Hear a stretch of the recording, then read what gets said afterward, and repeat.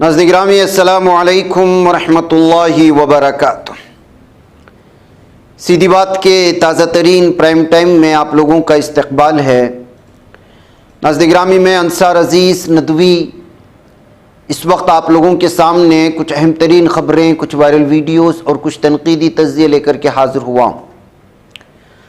तफसीलात में जाने से पहले आप लोगों से जो दरख्वास्त होती है उस पर तवज्जो करने की अपील करूँगा। नाज़रीन गिरामी, जुल्म व सितम की जो हद इस वक्त भारत में पार हो रही है, बिलखुसूस मुसलमानों के ख़िलाफ़,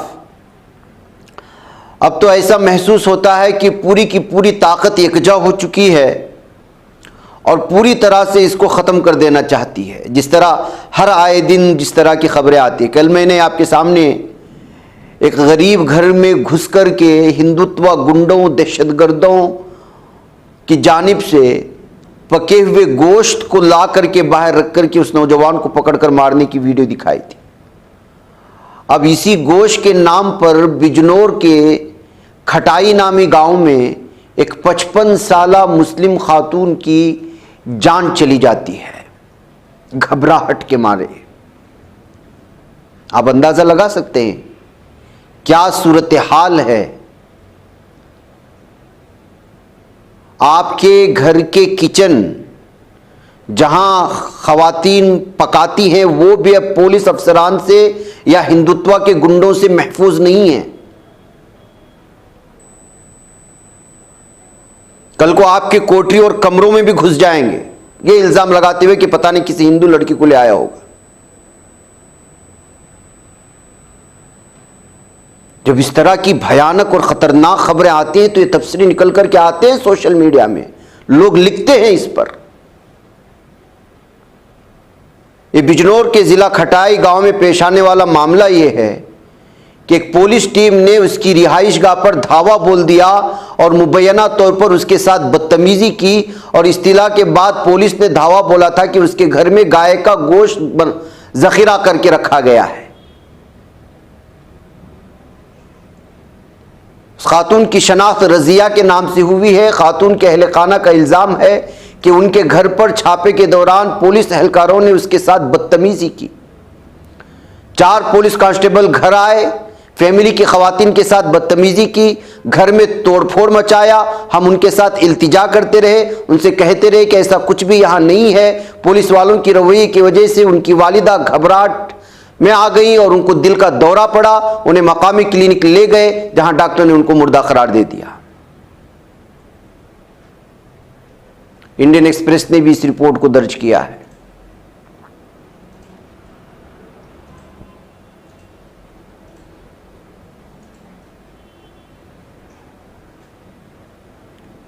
इस मामले में घर पर छापा मारने वाले कांस्टेबलों के खिलाफ सख्त कार्रवाई का मुतालबा किया गया, लेकिन आप अंदाजा लगा सकते हैं कि अब ये लोग अपने ताकत का कहां तक इस्तेमाल करेंगे।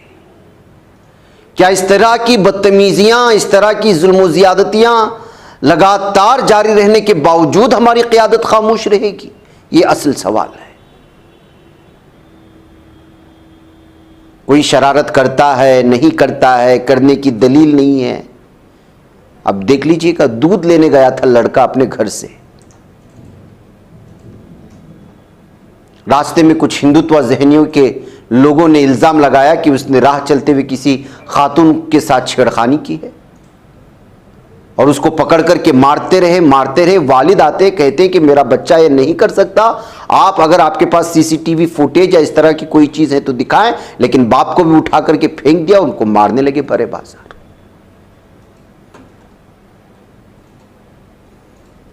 अब आप बताइए,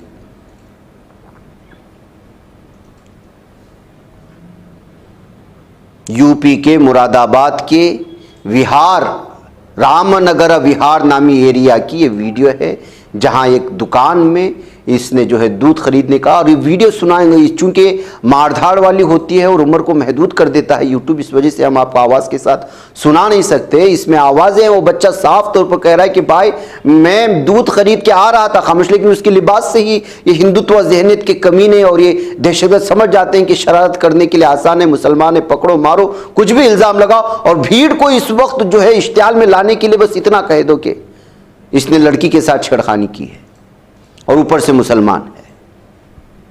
यानी कि दूसरों के साथ इस तरह के मामलात में उसके वालिद आकर के उससे साफ कह रहे हैं कि भाई अगर आपके पास ये बच्चा है ऐसा नहीं कर सकता, आपके पास कोई सीसीटीवी फुटेज है छेड़खानी की दिखाएं और हम थाने चलते हैं, लेकिन नहीं मान रही है। भीड़ जुनूनी हो चुकी है, पागल हो चुकी है, दरिंदे बन चुके हैं।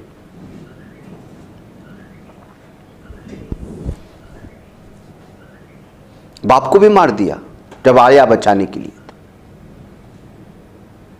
तो ये ऐसी सूरत हाल है नाज़रीन गिरामी के, जिसका नतीजा ये निकल रहा है कि आजकल जो है दरिंदे, इस बात से जो है कोई इंकार नहीं है कि दरिंदे खुलेआम घूम रहे हैं।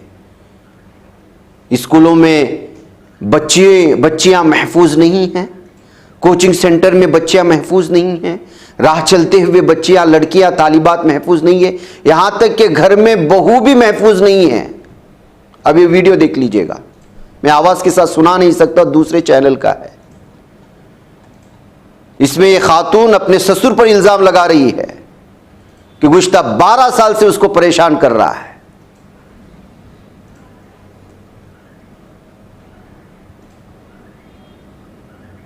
अब उसका नाम मालूम है, पता क्या है? नारायण तिवारी। बहू से कहता है कि उससे उसको लव हो गया है।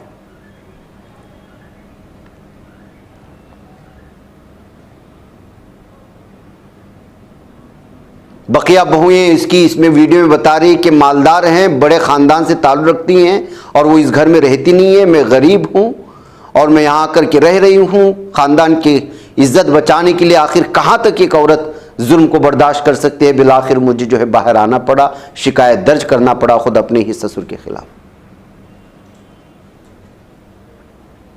अब नारायण तिवारी के खिलाफ जब उसकी बहू ने इतना बड़ा इल्ज़ाम लगाया है, बड़े बड़े चैनलों ने इसको पेश किया है, तो क्या आपको लगता है कि इस पर जो है डिबेट होगा? जो मुसलमानों के ख़ानदानी निज़ाम पर 3-3 घंटे, 10-10 घंटे, 5-5 दिन तक लगातार डिबेट करते हैं, बात करें यहां पर? तिवारी जब नाम के साथ लग जाता है तो वो किस समाज से ताल्लुक़ रखता है आपको पता चल चुका होगा।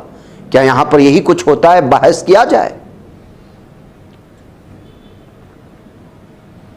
और नाज़रीन गिरामी, मैंने जैसा कि कहा, देख लीजिएगा एक और को पीटे जाने का ये मंजर। रास्ते में चलती हुई लड़की को छेड़खानी का इल्जाम लगा करके खूब पीटा जा रहा है इसको भी।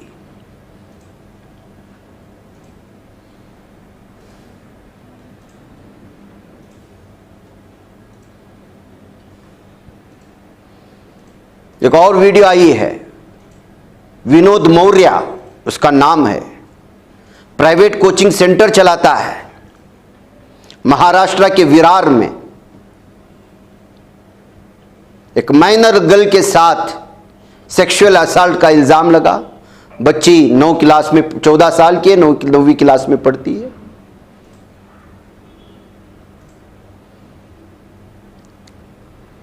घर में आकर के एक मरतबा वापस उसको जाने के लिए कहा गया तो वो जाने को तैयार नहीं हो। पूछा गया तो बताया कि इसी तरह करता है वो विनोद नामी शख्स।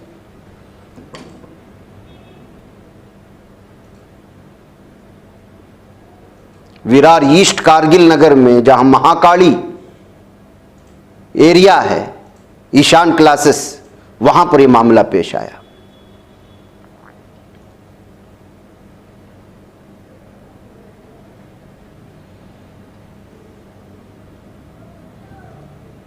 एक और वीडियो दिखाना चाहता हूं मैं आपको, ये गाजियाबाद यूपी से आई है। देखिए खवातीन भी किस तरह की जो है अपनी, ये एक ही लेवल की खबरें हैं नाज़रीन गिरामी, और ये कहीं आपको मिलती नहीं है, जबकि इस पर बहस होना चाहिए। ये खातून जो इस वक्त मुल्जिम बनाकर के रुकवाया गया है, इसका नाम प्रियंका शर्मा है। इसने अपने आशिक से शादी करने के लिए अपने आप पर एसिड फेंकवाया है, तेजाब। फेंकवाने की कोशिशें हुई। फिर उसके बाद इस इल्ज़ाम में बॉयफ्रेंड की पूरी फैमिली को जो शादी से मना कर रही थी और शोहर को फंसाने की कोशिश कर रही थी। बताइए,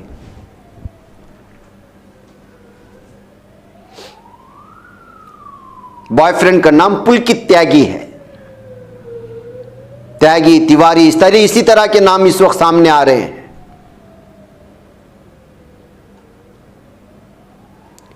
तो नाज़रीन गिरामी, ये जराइम का सिलसिला, इस तरह के चीज़ों का सिलसिला कहाँ जाकर के रुकेगा हम कुछ कह नहीं सकते।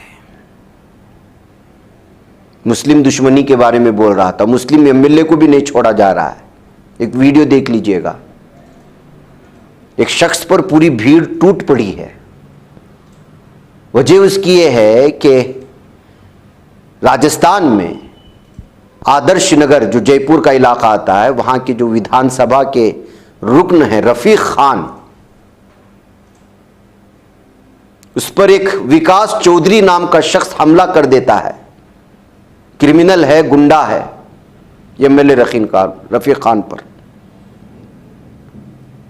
जब उनके फॉलोअर्स को पता चलता है तो वो विकास चौधरी को पकड़ लेते हैं और खूब धुलाई करते हैं।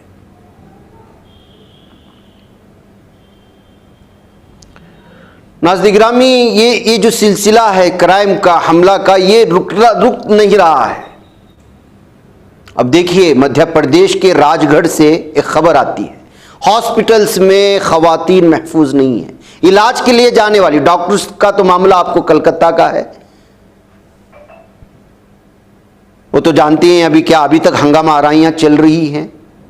बल्कि मैं एक तस्वीर दिखाना चाहता हूँ, वो तस्वीर देखेंगे तो आपको अंदाज़ा हो जाएगा कि एहतिजाज करने वाले भी वो वाकई में एहतिजाज करना चाह रहे थे या सियासी फ़ायदा उठाने की कोशिश कर रहे थे। पुलिस को काट रही है दांतों से,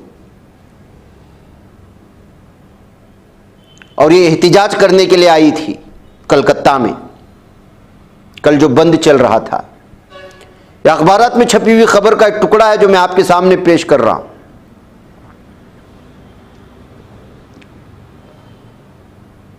मैं बात कर रहा था मध्य प्रदेश के राजगढ़ की। सुरेश वर्मा नामी शख्स ने 18 साल लड़की को हॉस्पिटल के टॉयलेट में हरासा करता है,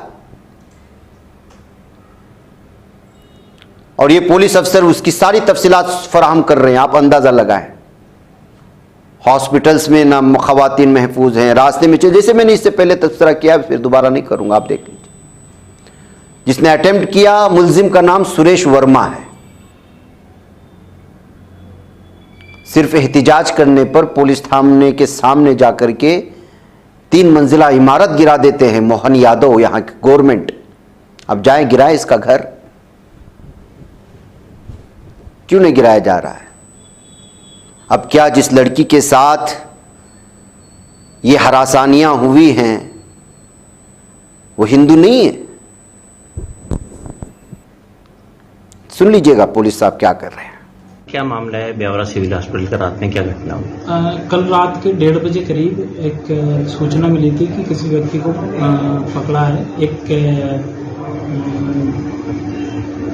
सुरेश पिता बाबूलाल वर्मा नाम के लड़के ने, एक नाबालिग बच्ची थी, वो अपनी दादी के साथ आई थी हॉस्पिटल में इलाज करवाने, तो उसको पकड़ा है पीछे से, तो उसकी गर्दन के यहाँ पकड़ा है। उसी विवाद पे पहुंचे थे अस्पताल, तो अस्पताल से आके आरोपी को गिरफ्तार कर लिया है और लड़की की रिपोर्ट पे मामला पंजीबद्ध कर लिया है। किन धाराओं में कार्रवाई की? पास्को एक्ट और बीएनएस की धारा 74 के अंतर्गत मामला पंजीबद्ध किया है। सर, सुरक्षा पे भी सवाल उठते हैं हॉस्पिटल में जो स्टाफ है, गार्ड है। सुरक्षा, इसमें सुरक्षा कर्मियों की तत्परता थी जिससे कि उन्होंने तुरंत मामले में आरोपी को पकड़ लिया। आरोपी भाग नहीं पाया और वहाँ की और भी हम कड़े इंतजाम करेंगे। वहाँ की गश्त पॉइंट भी हमारा वहीं था, तो तत्काल आरोपी को पकड़ लिया है पुलिस ने। इन तमाम खबरों पर हंगामा नहीं मचाएगा मीडिया, आपको मचाता हुआ नजर नहीं आएगा, क्योंकि एक ही तर्ज की खबरें हैं। मुल्जिमान या तो पुलिस है या तो फिर अक्सरियत के धर्म से ताल्लुक़ रखने वाले लोग। एक और बड़ी खबर आई सौरभ शर्मा की, एक तस्वीर देख लीजिएगा पुलिस अफसर की, साबिक फौजी अफसर है। इसको 5 साल की सजा मिली है अदालत से। एटीएस ने इसको गिरफ्तार किया था हापुड़ से, सौरभ शर्मा को। इंडियन आर्मी के लिए सर्व कर रहा था जब ये 2021 में, तो एटीएस ने गिरफ्तार किया और इस पर इल्जाम लगाया गया कि पाकिस्तान के आईएसआई को ये कॉन्फिडेंशियल जो आर्मी के डॉक्यूमेंट्स होते हैं और फोटोग्राफ्स होते हैं, उसको उसने जो है पाकिस्तान की जासूसी जो आईएसआई जिसको कहा जाता है उसको पेश किया था। यानी कि यहाँ के जो हसास मालूमात हैं दुश्मन मुल्क को दिया था।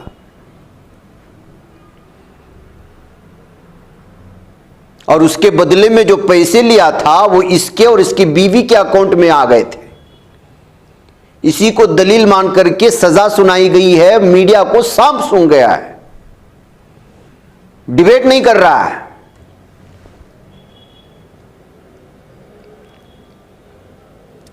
हां, मुसलमानों को धमकियां दी जाती है, आप पाकिस्तान चले जाओ किसी भी बात को लेकर के। यहां आपका ही आदमी और वो भी आर्मी में रहने वाले जितने लोग हैं, कितने लोग गिरफ्तार किए गए हैं जो जासूसी करते थे और यहां की कॉन्फिडेंशियल डॉक्यूमेंट्स को, फोटोग्राफ्स को, हसास मालूमात को वहां देते थे। लेकिन मीडिया डिबेट नहीं करेगा। क्यों नहीं करेगा ये बात आप जानते हैं। इसीलिए हिमंत बिस्वा शर्मा, लगातार इन लोगों को मालूम हो चुका है कि जमीनी सतह पर पूरी तरह नेस्तो नाबूद हो चुकी है इनकी सियासत, मरकजी भी और जहां जहां बीजेपी की हुकूमतें। तो सिर्फ और सिर्फ जो है ये लोग मियां मुसलमानों को हम आसाम में कब्जा करने नहीं देंगे कहते हुए कल इसने बयान जारी किया था। यानी मुसलसल मुसलमानों को टारगेट बना रहा है। और आज की ताज़ा खबर इसके हवाले से आ रही है कि मेरा अगला जो कदम होगा वो ताद्दुद इज़्दिवाज पर पाबंदी के लिए बिल को पार्लियामेंट में लाना है या अपने असेंबली में लाना है। इसीलिए रकीबुल हसन जो यहां के हैं उन्होंने भी बयान जारी किया है कि ये पूरे आसाम को आग में झोंकना चाहते हैं और इसके खिलाफ जो है इस वक्त मामला भी पुलिस थाने में दर्ज करवाया गया है कांग्रेस लीडर की जानिब से। ये खबर आ रही है।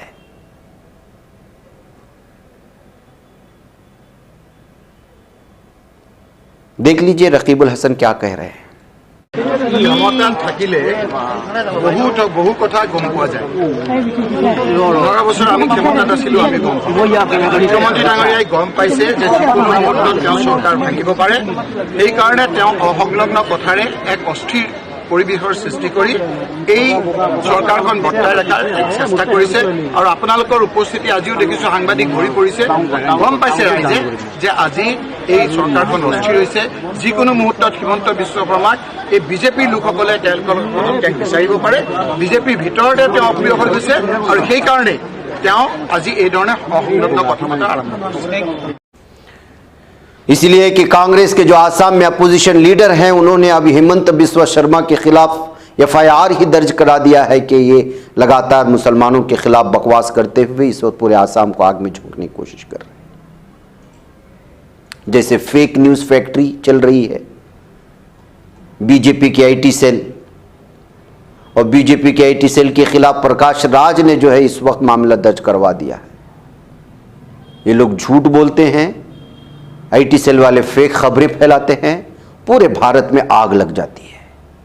अब ऐसे ही लोगों को सामने आना चाहिए और इन लोगों के बकवास के खिलाफ इन तमाम चीज़ों को कहना चाहिए, कहते हुए इन तस्वीर के हवाले से इन तबसरों को पेश करने की कोशिशें हो रही हैं। तरक्यात क्या है ज़मीनी सतह पर? आइए मणिपुर का रेलवे अड्डा देख लीजिएगा आप। अभी अभी नया बन करके खड़ा हुआ था, अभी वो ओपनिंग भी नहीं हुई, ज़मींदोज़ हो गई। तो अब इस तरह की खबरों को छुपाना तो है।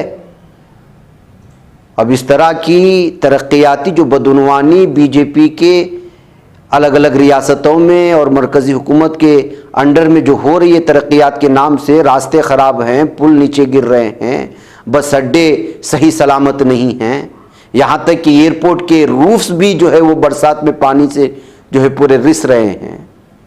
तो इन तमाम खबरों को छुपाया कैसा जाएगा? यूपी में, एमपी में, मणिपुर में, उड़ीसा में, बिहार में पेश आने वाले रेप के क्राइम को छुपाया कैसा जाएगा? तो उसके लिए सबसे आसान और सबसे बेहतर मौजू होता है मुसलमान हिंदू करो। अब देख लीजिएगा, ये तो मणिपुर का रेलवे अड्डा था जहां पर जो है इस वक्त नीचे गिर रहा है पूरी तरह से। अच्छा हुआ कि यहाँ पे शायद ओपनिंग नहीं हुई थी, लोग नहीं थे, वरना जानी नुकसान भी हो जाता। और इस रास्ते का मंजर देख लीजिएगा, स्टेचू ऑफ यूनिटी को जोड़ने वाला यह रास्ता है। आयरन मैन सरदार पटेल की बड़ी ऊंची इमारत, पूरी दुनिया में सबसे बड़ी ऊंची इमारत खड़ी की गई 3000 करोड़ रुपए खर्च करके।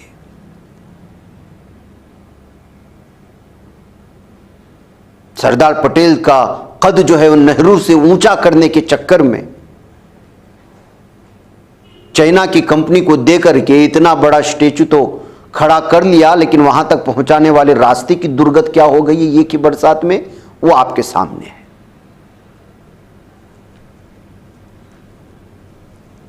अब आप खुद तबसरा करें, मुझे इजाजत दें। अस्सलाम वालेकुम रहमतुल्लाहि व बरकातहू।